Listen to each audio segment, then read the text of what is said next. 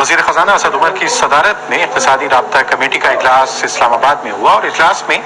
कपास की दरामद पर कस्टम्स और सेल्स टैक्स की छूट का मामला रेवेन्यू डिवीजन को भिजवा दिया गया और इस छूट की सूरत में वसूलियों पर असरात की रिपोर्ट भी रेवेन्यू डिवीजन से तलब कर ली गई है। पाकिस्तान स्टील मिल्स को जल्द फाल बनाने के हवाले से वजारत सनत से रिपोर्ट तलब कर ली है और इस सिलसिले में वजारत सनत को कहा गया है कि वो तफसीली रिपोर्ट जायजा ले और जल्द अज जल्द जायजा लेकर इस रिपोर्ट को ECC में पेश किया जाए ताकि पाकिस्तान स्टील मिल्स को फाल किया जा सके। और हुकूमत की जानिब से बहुत ही अच्छा इकदाम है कि इदारों को अपने पांव पर खड़ा करने की कोशिश की जा रही है। स्टील मिल्स काफी अरसे से खसारे में जा रही है। पिछली हुकूमत जो है उसने भी दावे किए थे कि स्टील मिल्स को फाल किया जाएगा, लेकिन ऐसा नहीं हो सका। अब देखना यह है कि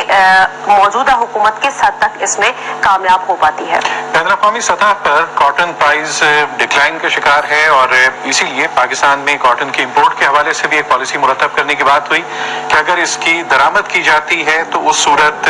रेवेन्यू की वसूली में मुहासिल में क्या फर्क पड़ सकता है, क्या कमी बेशी हो सकती है, इसका मुकम्मल जायजा लिया जाए। और खासतौर पर स्टील मिल का तस्करा करते हुए कहा गया कि मुसलसल खसारे से दो चार इस कौमी इदारे को अपने पैरों पर खड़ा करने के लिए स्टडी प्लान फाइनलाइज किया जाए, जल्द अज जल्द मुरतब किया जाए ताकि इस पर अमल पैरा होकर कौमी इदारों को बतदरीज बेहतरी की जानिब लाया जा सके।